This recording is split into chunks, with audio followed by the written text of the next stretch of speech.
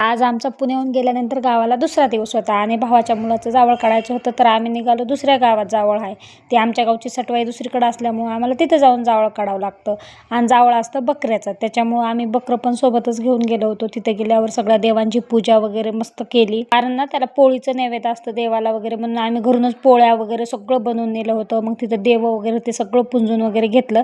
आता हे गावाकडं प्रथा आहे, ते करावंच लागतं नाही का. असं पिल्लूनं पाया पडले आणि माझा व्हिडिओ काढायला कोणच नव्हतं. पिल्लू काढत होती पण तिला काही काढताच येत नव्हता. आणि सगळ्यांना माहिती नाही की मी व्हिडिओ वगैरे काढते, म्हणून मी चोरूनच क्लिप घेत होते.